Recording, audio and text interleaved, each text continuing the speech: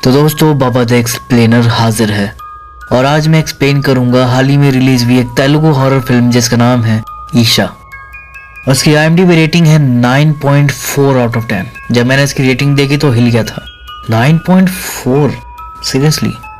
हो सकता है कि वो रेटिंग भी हो सकती है, कभी कभी हो जाती है, लेकिन फिल्म वाकई में दमदार है और उसका जो ट्विस्ट है वो वाकई में हिला देने वाला है, ट्रस्ट मी। तो चलिए अब बिना किसी देरी के जल्दी से वीडियो स्टार्ट करते हैं। तो ये कहानी 4 दोस्तों की है, नैना, अपर्णा, विनय और कल्याण। ये चारों बचपन के दोस्त होते हैं। एक ही स्कूल में ये लोग पढ़े, एक ही कॉलेज से इन्होंने ग्रेजुएशन किया और अब एक ही कंपनी में ये लोग जॉब भी कर रहे थे। तो जो नैना थी ना, उसके घर में जो औरत काम करती थी, उसकी बेटी कुछ दिनों से अजीब बिहेव कर रही थी। एक रात वो घर से बाहर निकलकर कब्रिस्तान में चली गई, वहीं घूम रही थी, खेल रही थी, अजीब हरकतें कर रही थी। ये देखकर जो उसकी माँ है वो घबरा गई कि लगता है बच्ची पर कोई भूत आ गई। अब इस औरत को किसी आदमी से पता चला कि एक स्वामी जी हैं बहुत पहुंचे हुए, जो कैसी भी भूत प्रेत की समस्या को दूर कर देते हैं। उसी के थ्रू फिर ये स्वामी जी से मिली। फिर स्वामी जी ने उस लड़की को देखा, उस पर अपना झाड़ फूक शुरू किया। उसको खटिया से बांध कर उस पर हल्दी वगैरह जो भी था डाला। कहा कि निकल जाए इस लड़की के अंदर से, छोड़ दे इस लड़की को। नहीं निकलेगा, नहीं निकलेगा। फिर उसने जो है लड़की के ऊपर हंटर बजाना शुरू कर दिया। अब ये देखकर उसकी माँ जो थी वो घबरा गई कि ऐसे तो लड़की को मार देंगे। वो मना करने लगी कि स्वामी जी रुक जाइए। तो ये कहता है कि धैर्य रख, कुछ नहीं होगा तेरी बच्ची को। अगर अभी इस आत्मा का समाधान नहीं किया तो तेरे पूरे परिवार की जान खतरे में आ जाएगी। इसे शांत रहे और मुझे अपना काम करने दे। और फिर हंटर से उस लड़की को मारता चला गया। और फिर इसके बाद हमने देखा कि वो लड़की मर चुकी थी। उसकी माँ बेचारी रोते हुए उसकी अंतिम क्रिया कर रही थी, जिसमें कि नैना और उसके दोस्त भी शामिल थे। उन्हें भी बहुत खराब लगा था। फिर इसके बाद हम देखते हैं कि नैना एक बार सो रही होती है और सोते सोते उठ जाती है। उसे लगता है कि घर में कोई घुस आया है। फिर वो बाहर देखने आती है तो जमीन पर पैरों के निशान दिखाई देते हैं, खून वाले। अब उसे फॉलो करते हुए आगे बढ़ती है तो देखती है कि कोई पर्दे के पीछे खड़ा था। फिर वो पर्दा हटाकर देखी तो सामने वही लड़की का भूत था और एकदम से डरकर उठ जाती है। और जब से वो बच्ची खत्म हुई है तब से ही नैना उसे अक्सर सपने में देख रही है। लेकिन नैना और उसके दोस्त भूत वूत में नहीं मानते। नैना का यह था कि उस लड़की के साथ बहुत गलत हुआ है और वो चीज इसके दिमाग में बैठ गई है और इसीलिए उसे सपने आ रहे हैं। और जब तक वो उस लड़की को इंसाफ नहीं दिलवाएगी इसको चैन नहीं मिलेगा। पॉइंट ये था कि वो जो स्वामी जी है फ्रॉड आदमी है। उसने भूत प्रेत और झाड़ फूक के नाम पर उस लड़की को मार दिया है। हमें इसे एक्सपोज करना है। तो ये चारों लोग जो है मिलकर अब स्वामी जी को एक्सपोज करने का प्लान बनाते हैं। दूसरी तरफ हम उसी स्वामी जी को देखते हैं जो कि सच में एक फ्रॉड बंदा था और जो उसका असिस्टेंट क्लाइंट्स लेकर आता था उससे बात कर रहा था कि आज वो और कितने क्लाइंट्स लेकर आए। तो ये बताता है कि 3 क्लाइंट, 2 औरतें और 1 आदमी है। फिर वो तीनों की फाइनेंशियल कंडीशन पूछता है। तो ये बताता है कि औरतें तो गरीब है, लेकिन वो जो आदमी है वो पैसे वाला है। ये खुश हो जाता है कि चलो बढ़िया है, उसको ठगते हैं। असिस्टेंट ये बताता है कि वो बहुत डरा हुआ है। ये कहता है अच्छा ही है, जितना वो डरेगा उतना हमें फायदा होगा। और उसका असिस्टेंट उसे हाल फिलहाल में कौन कौन मरा है, कैसे मरा है, उनके बारे में सारी डिटेल्स उसको दे रहा था। और ये सब जो बातें थी वो लोग चुप कर रिकॉर्ड कर लेते हैं। फिर ये बाहर आता है, एक औरत को देखता है और बताता है कि इसमें माँ लक्ष्मी नाम की लड़की की आत्मा है जो 10वीं में पढ़ती थी। कुछ दिन पहले एक बाढ़ में उसकी मौत हो गई थी। इस तरह वो सबके सामने खुद को अंतर्यामी दिखा रहा था। लेकिन ये चारों उसकी पूरी वीडियो बना लिए थे, अंदर की भी और बाहर की भी। फिर प्रॉपर एविडेंस और प्रूफ के साथ ये लोग पुलिस में इसकी कंप्लेंट करती है, जिसके बाद इस फ्रॉड स्वामी जी की गिरफ्तारी हो जाती है। उसे पुलिस पकड़कर ले जाती है। और सिर्फ यही नहीं, बाकी धर्म में भी जो लोग हैं जो फ्रॉड करते हैं, चाहे वो मौलवी हो चाहे पादरी लोग हो, जैसे कई लोगों को एक्सपोज करना चालू कर दिए और उन्हें पुलिस से पकड़वा दिए। लेकिन नैना की माँ को उसका काम पसंद नहीं आया। कहते कि ये सब करती रहोगी तो तुमसे शादी कौन करेगा। इस पर नैना कहती कि माँ, अंधविश्वास को रोकना ज्यादा जरूरी है। उस लड़की को बस स्लीप वॉकिंग की प्रॉब्लम थी, लेकिन उस स्वामी जी ने भूत प्रेत झाड़ने के नाम पर उसको मार दिया। जिस पर उसकी माँ भी अपनी नौकरानी को डांटती है कि मैंने तो इससे पहले भी कई बार कहा था कि अपनी बेटी को किसी अच्छे डॉक्टर को दिखाओ, लेकिन ये तो उसे किसी ढोंगी के पास लेकर चली गई। इसके बाद नैना और उसके दोस्तों ने कई ढोंगियों को एक्सपोज किया। इसके साथ ऑफिस में काम करना, कभी कभी साथ में घूमना और मौज मस्ती करना। इसी तरह इनकी लाइफ आगे बढ़ती और ऐसे ही 5 साल बीत गए। इस बीच जो अपर्णा और विनय थे वो दोनों शादी कर लिए थे और अपर्णा प्रेग्नेंट भी थी। रही बात नैना और कल्याण की, तो कल्याण तो नैना को बहुत पहले से पसंद करता है, लेकिन अब तक वो अपनी दिल की बात उससे कह नहीं पाया। खैर एक दिन ये चारों एक कैफे में मिलते हैं और यहाँ पर कल्याण उनको बताता है कि वो एक नया टारगेट ढूंढ कर लाया है और अब तक हमने जितने भी फेक बाबाओं को एक्सपोज किया है ये बंदा उनसे बिल्कुल अलग है। ये बंदा असल में एक न्यूरो सर्जन है। इसका नाम है आदिदेव, पिता इंडियन, माँ पाकिस्तानी। नैना कहते कि यकीन नहीं होता कि एक पढ़ा लिखा डॉक्टर होकर ये सब कर रहा है। कल्याण बताता कि सिर्फ ये नहीं, इसके माँ बाप भी अमेरिका में सर्जन थे। ये भी वहीं प्रैक्टिस किया और एक बड़ा सर्जन बना। लेकिन फिर बाद में इस पर अपनी ही पत्नी की मौत का इल्जाम लगा। उसकी मौत किसी मानसिक समस्या की वजह से हुई थी। इस पर इल्जाम लगा कि यही उसको पागल किया था। इस पर एक केस भी दर्ज हुआ था, लेकिन कोई ठोस सबूत ना मिलने पर केस बंद कर दिया गया। उसके बाद आदिदेव अमेरिका छोड़कर चला गया। किसी को नहीं पता कि उसके साथ क्या हुआ। वो बिना निशान छोड़े गायब हो गया। लेकिन अभी कुछ सालों पहले वो आंध्र प्रदेश के एक छोटे से गांव में देखा गया है। वहां पर एक बाबा बनकर अब झाड़ फूक का काम कर रहा है। विनय बताता है कि उसकी वाइफ का एक लीक वीडियो भी सामने आया है। फिर चारों उस वीडियो को देखते हैं जिसमें उसकी पत्नी डरावनी आवाजें निकाल रही थी, अजीब हरकतें कर रही थी। इसी तरह वो टेबल पर चढ़ती है, वहां से चाकू उठाती है और अपनी जीभ निकालकर चाकू से रेतने लगती है, काट देती है। ये सब देखकर उनका दिमाग खराब हो जाता है कि कोई ऐसा कैसे कर सकता है। मतलब वो अपनी पत्नी को इस हाल तक पहुंचा दिया कि वो ये सब कर रही है। इस आदमी को तो जेल में होना चाहिए। चलो मिलकर इसे एक्सपोज करते हैं। लेकिन वीडियो देखकर अपर्णा डर गई थी। वो मना कर देती है। उसका कहना था कि पता नहीं इस बार मुझे एक अजीब सा डर लग रहा है। लेकिन बाकी तीनों उसकी बात को इग्नोर कर देते हैं। वो लोग तो जा रहे थे और ना चाहते हुए भी इसे भी उनके साथ जाना पड़ रहा था। लेकिन जब एक गांव के लिए निकल रहे थे तब भी अपर्णा कहती है, यार पता नहीं क्यों मुझे बहुत नेगेटिव सी वाइब्स आ रही है, नहीं जाते रहने देते हैं। जिस पर विनय कहता है कि जो आदिदेव अपनी पत्नी के साथ किया, अगर वही कोई हमारे बच्चे के साथ करता तब भी तुम यही कहती। अपर्णा को ये बात खराब लग जाती है और वो विनय को थप्पड़ मार देती है, जिससे कि अब विनय नाराज हो जाता है। फिर वो कुछ नहीं बोलता, चुपचाप कार में जाकर बैठ जाता है। फिर कल्याण और नैना के साथ अपर्णा भी मन मारकर चुपचाप बैठ जाती है। अब जिस गांव में लोग जा रहे थे उसी गांव में एक औरत जिसका नाम पुण्यवती था, वो अपने परिवार के साथ एक अच्छी सी लाइफ जी रही थी। उसका एक ही बेटा था जिससे वो बहुत प्यार करती थी। पुण्यवती को अभी एक शादी में जाना था। पहले वो तैयार होती है, फिर अपने बेटे को अच्छे से तैयार करती है, पाउडर वाउडर लगा के। बाहर उसका पति बाइक पर बैठा वेट कर रहा था। कह रहे जल्दी आओ भाई, देर हो रही है। तभी ये अपने बेटे को लेकर बाहर आती है। तीनों प्रॉपर बाइक पर बैठ जाते हैं। लेकिन फिर उसे कुछ याद आ जाता है। वो वापिस घर में जाती है, वहां से चश्मा निकालती है बच्चे वाला। वो लाकर अपने बच्चे को पहनाती है, उसकी नजर उतारती है और फिर इसके बाद ये तीनों निकल जाते हैं। इसके बाद हम एक आदिवासी आदमी को देखते हैं जो कि अपनी बेटी को लेकर एक बाबा के पास जा रहा था। उसका कहना था कि उसकी बेटी पर कोई भूत आ गया है। रास्ते में उसे एक मंदिर दिखता है तो वो रुककर वहीं पर प्रे करता है कि भगवान मेरी बेटी ठीक हो जाए बस। बाहर उसकी पत्नी उसकी बेटी को संभाल रही थी। फिर वो आदमी प्रे करके वापस आता है और ये दोनों अपनी बेटी को लेकर चल देते हैं। इधर ये सभी रास्ते में थे और विनय अभी तक मुंह फुलाया था। अपर्णा उसे सॉरी भी बोलती है, लेकिन फिर भी कोई जवाब नहीं देता। कल्याण कहता है कि भाई वो सॉरी बोल रही है, कुछ तो बोल। तो नैना क्या करती है कि उसके ऊपर पानी डाल देती है कि बहुत गर्म हो रहा है ना, ले ठंडा हो जा। जिस पर फिर वो सब हंसने लगते हैं, मस्ती करने लगते हैं। लेकिन भाई जिस रास्ते से ये लोग गुजर रहे थे वो मोड़ था खतरनाक वाला, और सामने से पुण्यवती आ रही थी बाइक पर और ये चारों अभी भी अपने में ही लगे हुए थे। तभी मोड़ पर एकदम से बाइक सामने आ गई। ये देख कल्याण तुरंत स्टीयरिंग घुमा दिया। पुण्यवती के पति भी टक्कर से बचने की कोशिश किया। इसी दौरान पुण्यवती उन चारों को बहुत ध्यान से देखी, बिल्कुल आंख फाड़ के, जैसे नागिन नहीं बदला लेने के लिए फोटो खींच लेती है, बिल्कुल वैसे। खैर टक्कर से बचकर वो चारों तो आगे निकल गए। दूसरी तरफ पुण्यवती के हस्बैंड का भी बैलेंस बिगड़ गया था। वो भी जैसे तैसे ब्रेक मार के रुक जाता है। इम्पैक्ट से उसके बेटे के सर में चोट लगती है। वो उसे देखता है कि बेटा तू ठीक है। वो ठीक था।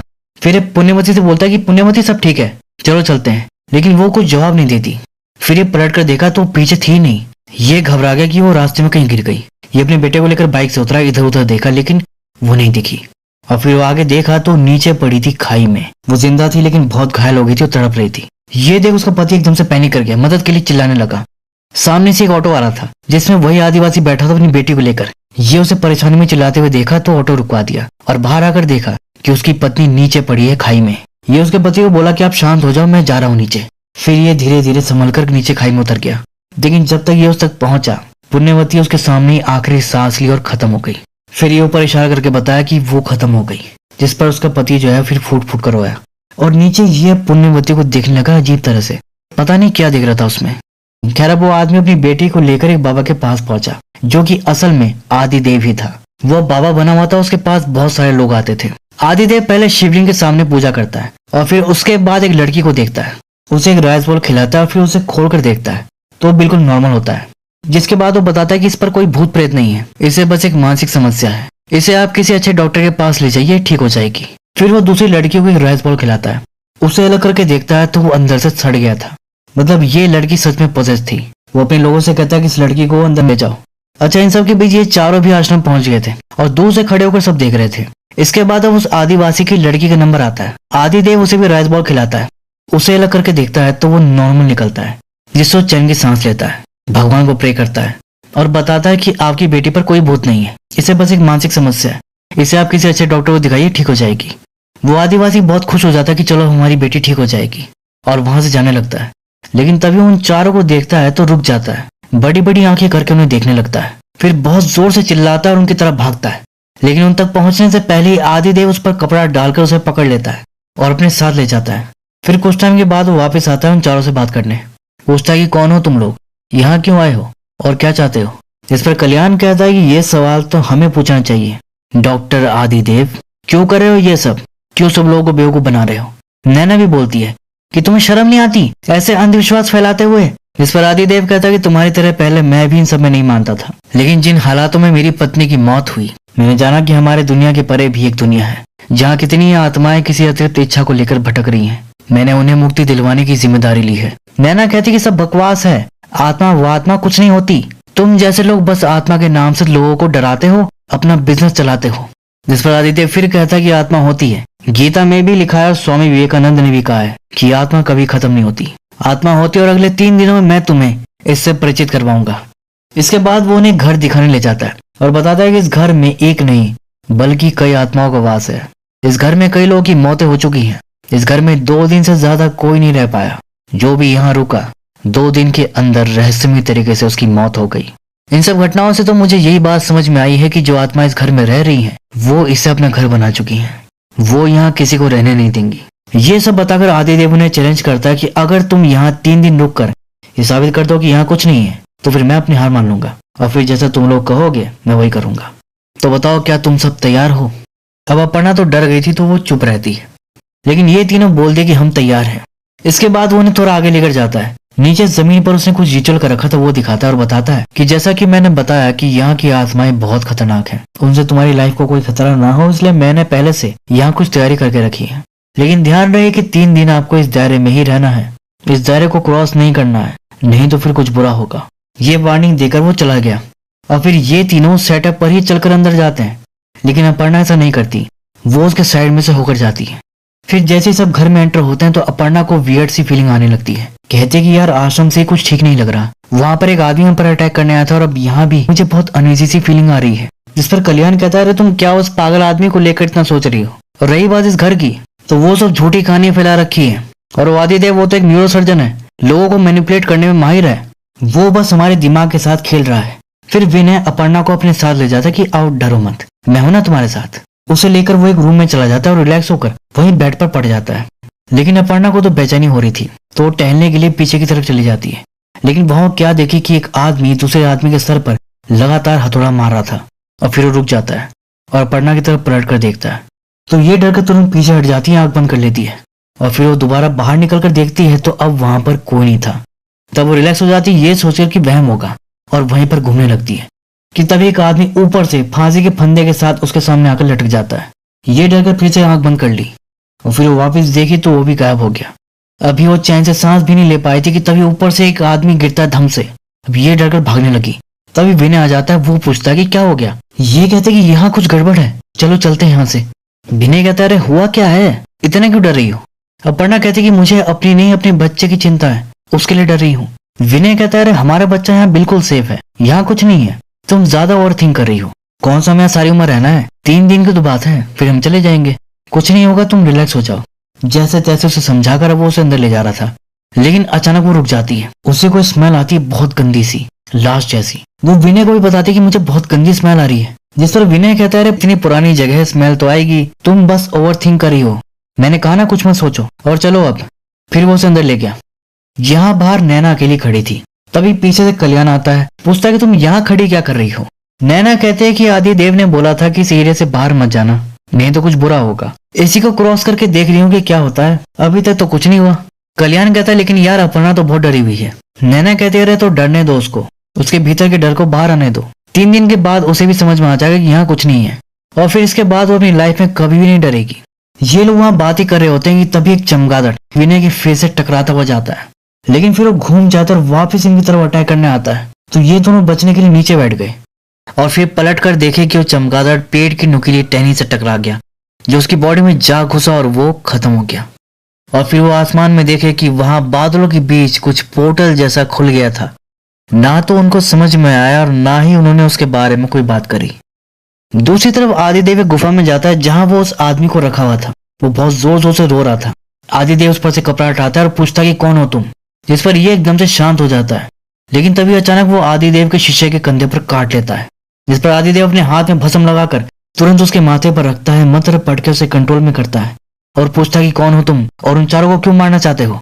जिस पर फिर उसमें से एक औरत की आवाज आती है, जिससे आदिदेव तुरंत समझ जाता है कि कोई औरत की आत्मा से पोजेस कर रखी है। वो पूछता है कौन हो तुम, जिस पर वो कहती है कि उसका नाम पुण्यवती है। मतलब ये आदिवासी जब इसकी बॉडी के पास गया था तो पुण्यवती की आत्मा इसके अंदर आ गई थी और फिर वो ही अपनी बॉडी को ऐसे देख रही थी। पुण्यवती आदिदेव को बताती है कि एक एक्सीडेंट में उसकी मौत हो गई, जिसके जिम्मेदार वो चारों हैं। वो चारों मेरी मौत के जिम्मेदार हैं। मैं उन्हें नहीं छोड़ूंगी, मार डालूंगी, सबको मार डालूंगी। छोड़ दे मुझे, नहीं तो तुझे भी मार डालूंगी। लेकिन आदिदेव उसकी धमकी से नहीं डरता, क्योंकि वो ऐसी कई आत्माओं को पहले संभाल चुका था। वो उस पर काबू पाकर उसे शांत कर देता है, जिससे वो आदमी बेहोश हो जाता है। इसके बाद हम देखते हैं कि रात में सब मेंशन में सो रहे होते हैं। तभी सोते सोते अपर्णा की नींद खुल जाती है। उसे फिर वही गंदी सी स्मेल आ रही थी। वो उठकर देखने जाती है कि स्मेल कहाँ से आ रही है और फिर उसे ये समझ आता है कि स्मेल तो उसके रूम से ही आ रही है। और फिर जब अपने रूम में गई तो क्या पाई कि उसके बेड पर कोई बैठा हुआ था।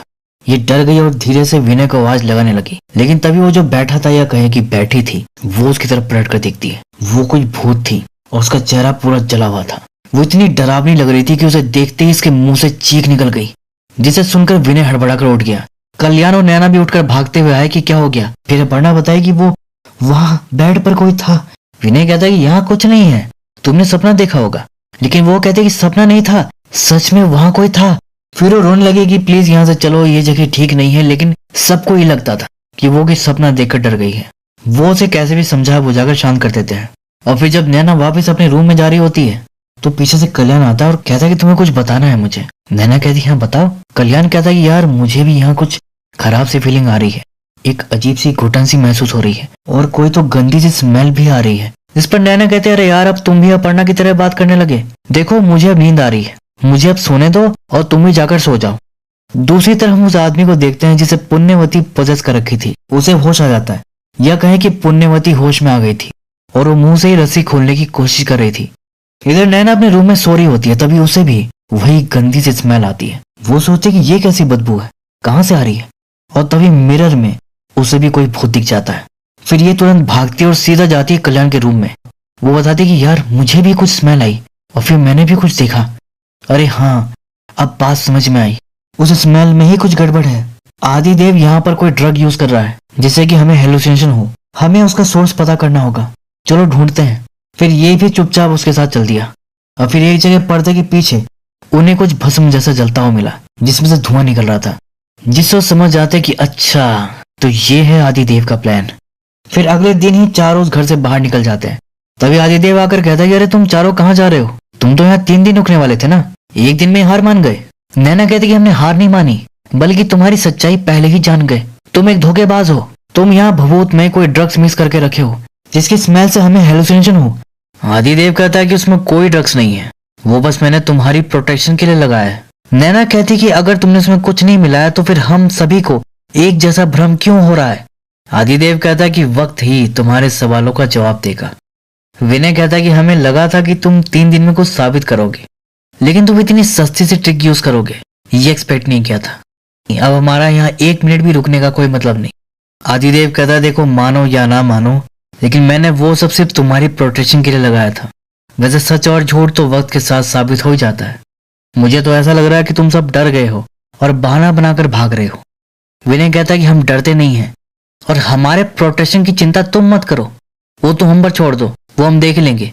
तुम ये सब हटवाओ तभी हम यहाँ पर रुकेंगे, नहीं तो फिर तुम अपनी हार मान लो। इसके आगे अब आदिदेव उनसे कोई बहस नहीं करता, सीधा अपने लोगों से बंधन हटाने के लिए बोल देता है। फिर वो सब पर पानी वानी डालकर वहां से हटा देते हैं, बाहर ग्राउंड से भी और जो घर के अंदर था वो भी। फिर आदिदेव बस हाथ जोड़कर भगवान से कहता है कि जो होने वाला है उसे रोकने वाला मैं कौन होता हूँ, और फिर वहां से चला जाता है। दूसरी तरफ पुण्यवती दांतों से रस्सी काट लेती है और आजाद हो जाती है। इधर ये सब कुछ टाइम के लिए बाहर टहलने निकलते हैं। तभी उन्हें कुछ बकरियां दिखाई देती हैं। नैना को वो सब बहुत क्यूट लगते हैं और एक को जाकर वो किस कर लेती है, लेकिन उसके बाद बकरी को पता नहीं क्या हो जाता है। वो वहां पर कुछ देखकर डरकर भागने लगती है और गलती से खाई में जा गिरती है। बाकी बकरियां भी उन चारों को देखकर डर रही थी। अपर्णा खाई के पास जाकर उस बकरी को देखती है तो वो वहां पर घायल पड़ी छटपटा रही थी, जिससे परेशान होकर वो भागने लगती है। तीनों उसे रोकते हैं लेकिन वो नहीं रुकती। फिर ये सभी खाई के पास जाते हैं बकरी को देखने। वो सब उनके लिए भी शॉकिंग था। वो देखकर नैना और कल्याण तो चले जाते हैं, लेकिन विनय वहीं खड़ा रह जाता है और उसे पता भी नहीं था कि वो सब चले गए। फिर ये पलटा तो देखा कि सामने 2 कुत्ते खड़े थे और बहुत गुस्से में उसकी तरफ गुर्रा रहे थे। और ये पाया कि अकेला था, उसके दोस्त आगे चले गए और वो कुत्तों से डरता था। तभी कुत्ते एकदम से दौड़कर उसकी तरफ अटैक करने आए और ये डर के मारे पीछे खाई में गिर गया। दूसरी तरफ पुण्यवती आजाद होते ही सबसे पहले अपने घर जाती है, जहाँ उसकी मैयत में सब रो रहे थे। उसका पति, बाकी घर वाले सब वहीं थे, लेकिन उसका बेटा कहीं नहीं दिख रहा था। ये अपने बेटे को ढूंढ रही थी। फिर वो घर के अंदर देखने जाती है तो वहीं पर सो रहा था, तो ये उसे उठाकर प्यार करने लगती है, लेकिन वो बच्चा उसे नहीं पहचान रहा था। वो रोने लगता है। बाहर सब ये सुन लेते हैं और देखते हैं कि कोई आदमी बच्चे को उठा रखा है, तो उन्हें लगा कि ये कोई बच्चा चोर है और उसे मारने लगते हैं। पुण्यवती अपनी फोटो की तरफ पॉइंट करके बताना चाह रही थी कि ये मैं हूं, मुझे मत मारो, लेकिन कोई ये समझ नहीं पाता। फिर इसके बाद शॉकिंगली हम विनय को देखते हैं, जो अब रात में मेंशन लौट रहा था, लेकिन हमने तो देखा था कि वो खाई में गिर गया था, तो वापस जिंदा कैसे लौट आया। फिर ये अंदर जाता है तो अपर्णा उसे देखते ही पूछती है कि तुम कहाँ चले गए थे, जिस पर ये कुछ नहीं बोलता। वो कहती, पता है मुझे यहाँ कितनी घबराहट हो रही थी, चलो चलते हैं यहाँ से, मुझे अब यहाँ और नहीं रहना। जिस पर विनय कहता है, अरे इतना क्यों घबरा रही हो, आज दूसरा दिन है, बस एक दिन ही तो बचा है, फिर चले जाएंगे।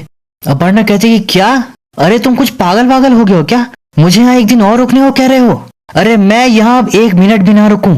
फिर वो अकेली जाने लगती है। तभी नैना और कल्याण आकर उसे रोकते हैं। नैना उसे समझाती कि अरे तुम फालतू में डर रही हो, सब आदिदेव का ट्रैप है, यही तो चाहता है कि हम डरकर यहाँ से भाग जाएं, अपनी हार मान ले, और तुम हो कि उसे की चाल में फंस रही हो। तो अपर्णा उस पर भी गुस्सा करती है कि तुम पागल हो क्या, सब कुछ ट्रैप बता रही हो। चलो ठीक है, माना कि वो इस घर में कोई ट्रैप लगा रखा है, लेकिन वो जो बाहर हुआ, वो सब बकरियां किस चीज से इतना डर रही थी, एक तो इतना डर गई कि खाई में कूद कर मर गई, वो सब क्या था, क्या वो भी ट्रैप था। नैना कहती है, अरे एक दिन की तो बात है, कल चली जाना।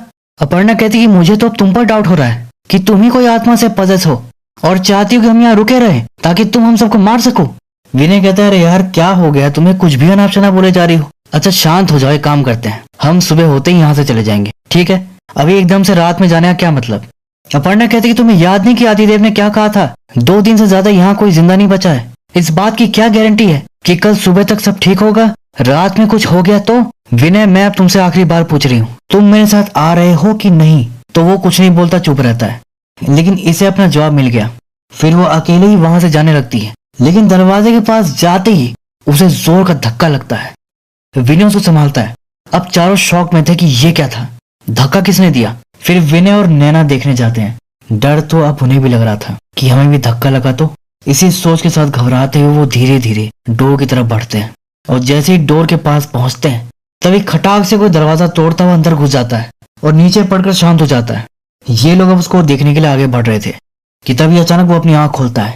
ये देखे कि ये तो वही आदिवासी है जो आश्रम में हम पर अटैक करने आया था, ये यहाँ भी आ गया। फिर ये उसे डरकर भाग जाते हैं, लेकिन इन्हें क्या पता था कि उसमें तो पुण्यवती थी। और फिर पुण्यवती उनको ढूंढने लगती है, लेकिन वो उसे कहीं नहीं मिलते। फिर वो ऊपर से देखी कि वो सब नीचे गेट पर थे और बाहर भाग रहे थे। ये देख पुण्यवती जोर से चिल्लाई और फिर अगले ही पल वहीं से डायरेक्ट कूद गई, नीचे जाकर पड़ी। लेकिन फिर वो दोबारा उठ गई, देखी कि वो किस डायरेक्शन में भागे हैं और फिर वो उठकर उसी डायरेक्शन में भागी। इधर ये लोग भागकर जंगल में छुप गए थे और अब पुण्यवती भी इन्हें ढूंढते हुए यहीं आ गई थी। ये लोग वहीं पत्थरों के पीछे छुपे हुए थे, लेकिन ये उसे देख नहीं पा रही थी। लेकिन जब ये उसे नहीं मिलते हैं तो अजीब तरह से रोने लगती है। चारों छुपकर उसकी हरकतें देखकर और डर गए। तभी पुण्यवती एकदम से चुप हो गई और दूसरी तरफ चली गई। ये देख पत्थरों के पीछे छुपे हुए विनय और नैना चैन की सांस लिए, लेकिन तभी पुण्यवती एकदम पीछे से आकर उन पर जोर से चिल्लाई। फिर ये उसे डरकर भागने लगे। पुण्यवती भी उनके पीछे भागती है, लेकिन वो उन तक पहुंच नहीं पाती। अचानक से आदिदेव आकर उसे पकड़ लेता है, उसे कंट्रोल कर लेता है और फिर उसके शिष्य आकर उसे बांध कर ले जाते हैं। फिर इन सब के बाद ये लोग आदिदेव से पूछते हैं कि आखिर ये आदमी था कौन, हमारे पीछे क्यों पड़ा है। जिस पर आदिदेव बताता है कि था नहीं, थी पुण्यवती। इस आदमी को पुण्यवती नाम की औरत ने पजेस कर रखा है। आज से 2 दिन पहले इसकी एक एक्सीडेंट में मौत हो गई थी। वो अपने पति और बच्चे के साथ बाइक पर जा रही थी। उसी वक्त तुम्हारी कार अचानक से सामने आ गई और एक्सीडेंट हो गया, लेकिन तुम्हें इस बात की जानकारी नहीं है। उस एक्सीडेंट में पुण्यवती की मौत हो गई और अपनी मौत का जिम्मेदार वो तुम लोगों को मानती है और इसी बात का वो तुमसे बदला लेना चाहती है। इस पर नैना कहती, वाह वाह वाह, क्या कहानी बनाई है। हमसे एक्सीडेंटली एक औरत की मौत हो गई और अब वो किसी आदमी को पजेस करके हमसे बदला लेने आई है। अब समझी, वो आदमी तुम्हारे ही कोई एक्टर है। देखो तुम्हारे सारे हाथ कंडे फेल हो चुके हैं, कोई और बढ़िया से प्लान बनाओ जाके। फिर वो उसकी बेइज्जती करके सबके साथ वहां से चली जाती है। फिर वो सब उसी घर में सो रहे होते हैं कि तभी जो कल्याण था ना, उसको कुछ शोर सुनाई देता है तो वो उठ जाता है। उसने सुना कि कहीं तो बच्चा शोर मचा रही थी। वो सोचा कि इतनी रात में यहाँ चल क्या रहा है, फिर वो बाहर देखने गया। घर से काफी आगे चला गया। बच्चियां नहीं दिख रही थी।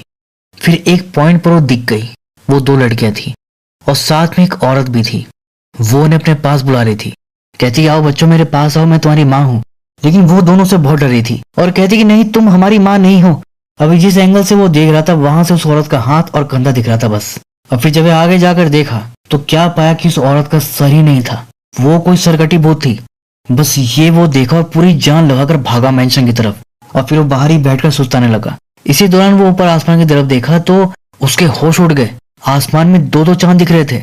एक तो अपने वाला और दूसरा पता नहीं कौन सा। उसका साइज बहुत बड़ा था और रेड था बिल्कुल। इसका दिमाग घूम गया कि ये किस तरह का जादू है। फिर अगले दिन विनय सोकर उठा तो क्या देखा कि उसके रूम में कोई काला साया चल रहा था और फिर वो बाहर की तरफ चला जाता है। फिर ये उसका पीछा करता है और पीछा करते हुए बाहर निकल जाता है तो वो तो गायब हो जाता है। और इसी दौरान वो देखा कि ऊपर आसमान में 2 सूरज दिख रहे थे। ये हैरान हो गया कि ये क्या चक्कर है। दूसरी तरफ हम आदिदेव को देखते हैं जो कि इन चारों की गुड़िया बना रखा था और उनके साथ कुछ रिचुअल कर रहा था। इधर विनय कल्याण के पास जाता है। उससे कहता है कि यार मैं जानता हूँ कि तू नैना से कितना प्यार करता है। इतने साल से तू अपनी दिल की बात उसको नहीं बताया। मेरे भाई अब बता दे, क्या पता फिर हम सब साथ में रहें या ना रहे। विनय और कल्याण कहीं ना कहीं समझ गए थे कि हम किसी मुसीबत में तो फंस गए हैं और हमारे साथ कुछ भी हो सकता है। दोनों ही बहुत इमोशनल हो जाते हैं। फिर कल्याण नैना के पास जाता है अपनी दिल की बात कहने और विनय अपर्णा के पास जाता है। वो सो रही थी। ये बस उसका हाथ पकड़ा था कि इतने में कोई अदृश्य शक्ति इसको खींच कर ले गई। अपर्णा उठी तो देखी कि विनय वहां नहीं था, जबकि वो महसूस की थी कि विनय उसके पास आया था, उसका हाथ पकड़ा था। तो अचानक कहाँ चला गया। वो घबरा जाती है और सब जगह से ढूंढने लगती है और जब उसे मिलता है तो वो एक जगह पर नीचे पड़ा हुआ था। वो कुछ बोल नहीं पा रहा था। तभी कोई उसे खींच लेता है। ये घबरा जाती है। ये परेशान होकर उसे अंदर देखने जाती है तो वहां पर उसे वो काला साया दिखता है जिससे वो डर जाती है। इधर कल्याण अपनी बात कहने ही वाला था कि तभी अपर्णा की चीख सुनाई दी जोर से। फिर ये दोनों भागे उसको देखने के लिए कि क्या हो गया। फिर अपर्णा उनको बताया कि कोई विनय को ले गया। फिर ये रोने लगी और नैना को अभी भी डाउट हो रहा था कि ये सच है यह आदिदेव की कोई चाल है। जिस पर अपर्णा उस पर चिल्ला देती है कि तुम बिल्कुल पागल हो क्या। अरे मैंने अपनी आंखों से देखा है कोई विनय को ले गया, तुम मानती क्यों नहीं हो। जिससे चिढ़कर नैना वहां से चली जाती है। लेकिन कल्याण को अपर्णा पर यकीन हो गया था। फिर वो विनय को ढूंढने लगता है और अपर्णा वहीं बैठकर रोती जा रही थी। तभी कल्याण देखा कि अपर्णा के पीछे कोई काला साया खड़ा था। उसे देखकर ही ऐसा हो गया जैसे काटो तो खून नहीं। उससे बोला तक नहीं जा रहा था, बस हाथ से इशारा कर रहा था। लेकिन अपर्णा समझ गई कि ये बताना चाह रहा है कि कोई पीछे है। फिर ये देखने के लिए पीछे पलटी तो साया एकदम से उसको पकड़ लिया और खींच कर ले गया। ये देख कल्याण की हालत खराब हो गई। वो दौड़कर नैना के पास गया, उसका हाथ पकड़ा और उसे लेकर भागा घर के बाहर। और फिर वो रुका ही नहीं। नैना बोलती रही कि क्या हुआ, लेकिन वो कुछ बताया नहीं, बस उसे लेकर भागता चला गया। तभी अचानक उनके रास्ते में खाई आ गई। वो उसमें गिरते गिरते बचे। कल्याण हैरान था कि रास्ते में अचानक खाई कहाँ से आ गई। नैना उससे पूछती कि आखिर चल क्या रहा है, हम भाग क्यों रहे हैं और अपर्णा कहाँ है। तो वो बताता कि वो काला साया अपर्णा को भी ले गया। वो जगह हॉन्टेड है, वहां सच में कुछ तो है। लेकिन नैना अभी भी नहीं मानती। वो कहती कि ये सब वो आदिदेव कर रहा है, उसे से जाकर बात करते हैं चलो। फिर ये पलट कर चल दी। कल्याण कहता रहा कि नैना रुक जाओ, मेरी बात सुनो, लेकिन वो नहीं रुकती। तभी कल्याण के पीछे भी वही काला साया आ जाता है और उसे पता लग जाता है कि वो उसके पीछे है। फिर ये जैसे ही पीछे पलटा वो उसको खींच लिया। इसी दौरान उसके मुंह से एक दबी हुई सी आवाज निकली जो कि नैना को सुनाई दे गई। फिर वो रुककर पलटी तो क्या पाई कि कल्याण वहां नहीं था। फिर ये परेशान होकर उसे ढूंढने लगी और इसी दौरान जब वो नीचे देखी तो क्या पाई कि कल्याण नीचे पानी में डूब रहा था। ये घबरा गई और मदद के लिए चिल्लाने लगी और तभी वहां पर एंट्री मारता है आदिदेव। नैना उसे देखते उसके पैरों में गिर जाती, हाथ जोड़कर माफी मांगती है, कहती कि स्वामी जी मैं हार मानती हूँ, प्लीज कुछ करिए, प्लीज बचा लीजिए उसे। लेकिन ये कुछ भी नहीं करता। कल्याण डूब जाता है और फिर ये पानी में कुछ राख वगैरह डाल देता है और हाथ जोड़कर बोलता है कि ओम शांति।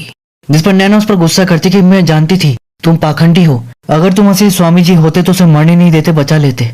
इस पर आदिदेव कहता कि मैं उसे नहीं बचा सकता था क्योंकि वो पहले ही मर चुका है। तुम्हारे बाकी दोस्त और तुम भी 3 दिन पहले ही मर चुकी हो। ये सुन नैना के तो पैरों तले जमीन निकल गई। ये कैसे हो सकता है। आदिदेव बताता है कि 3 दिन पहले जब मैं अपने आश्रम में जा रहा था तो रास्ते में पता चला कि एक कार एक्सीडेंट के बाद खाई में गिर गई जिसमें 4 लोगों की मौत हो गई और वो चारों तुम ही थे। नैना कहती कि ये तुम क्या बकवास कर रहे हो, हमारा तो एक्सीडेंट होने से बच गया था। इस पर आदिदेव कहता है कि नहीं बेटा, मृत्यु सबको वो मौका नहीं देती। तो असल में हुआ ये था कि एक्सीडेंट से ये लोग नहीं बचे थे। जब अचानक वो बाइक इनके सामने आई तो उससे बचाते हुए तो आगे निकल गए, लेकिन कंट्रोल खोने की वजह से कार खाई में जा गिरी आदिदेव नैना को बताता है कि तुम्हें मरे हुए 3 दिन हो गए। इस दुनिया में तुम्हारा सफर अब खत्म हो गया। एक एक करके तुम इस दुनिया से चले गए। लेकिन नैना कहती कि नहीं, ये सब सच नहीं है, मैं नहीं मानती। जिस पर आदिदेव कहता है कि तुम इस दुनिया में अकेले नहीं हो।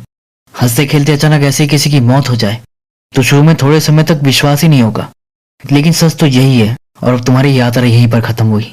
लेकिन नैना अभी भी यही कहती कि नहीं नहीं नहीं, ये सच नहीं है। आंखें बंद कर लेती है। जिस पर आदिदेव कहता है कि आंखें बंद कर लेने से तुम्हारा पास नहीं बदल जाएगा। फिर वो उसे पकड़कर उसके माथे पर अंगूठा रखता है और उसे सब याद दिलाता है कि एक्सीडेंट के बाद कैसे सब बुरी तरह घायल पड़े थे। उसी वक्त उनकी कार में भी आग लग गई। कार से पेट्रोल निकलकर बहता हुआ अपर्णा की बॉडी तक जा रहा था, जिससे उसकी भी बॉडी वहीं पर जल गई। बाकी तीनों भी बुरी तरह चोटिल होने की वजह से वहीं पर खत्म हो गए। लेकिन इनको पता ही नहीं चला कि ये लोग मर गए, क्योंकि ये तो आत्मा में मानते ही नहीं थे, जबकि अब ये खुद आत्मा बन चुके थे। इसी कंफ्यूज स्टेट में ये लोग आश्रम पहुंचे और आदिदेव इनको देखते ही समझ गया था कि ये लोग मर चुके हैं, लेकिन इनको पता नहीं है और इनको कन्विंस करना भी मुश्किल होगा। इसलिए वो बहाने से इनको अपने घर ले गया, वहां के बारे में नकली भूतिया कहानी सुनाया और 3 दिन वहीं रुकने के लिए चैलेंज किया, ताकि 3 दिन वो यहीं पर रुके रहें, क्योंकि अगर वो उन्हें ऐसे ही छोड़ देता तो फिर वो ऐसे ही इधर उधर भटकते रहते। ये लोग मर चुके हैं ये बताने के लिए नेचर ने भी कई बार इनको हिंट दिया, जैसे कि मुर्दे की स्मेल आना जो कि इन्हीं की डेड बॉडी की थी, अपर्णा को खुद का ही जला हुआ रूप दिखना क्योंकि वो जलकर मरी थी। नैना ने भी शीशे में खुद का ही मरा हुआ रूप देखा था, और क्योंकि ये भी जिंदगी और मौत के बीच की दुनिया में थे, इसलिए इन्हें दूसरे भूत भी दिख रहे थे जो इसी बीच की दुनिया में फंसकर भटक रहे हैं। इसीलिए इनको 2-2 सूरज और 2-2 चांद भी दिख रहे थे। वो रेड वाला चांद भूतों की दुनिया को रिप्रेजेंट कर रहा था। अभी चारों भी भूत थे, इसलिए जानवर इनसे डर रहे थे। एक बकरी तो इतना डर गई कि भागते हुए गलती से खाई में गिर गई। कुत्ते भी बिना को पहचान लेते कि वो भूत है, इसलिए उस पर भौंक रहे थे, और इसलिए वो खाई में गिरा, लेकिन उसे कुछ नहीं हुआ क्योंकि वो तो पहले ही मर चुका था।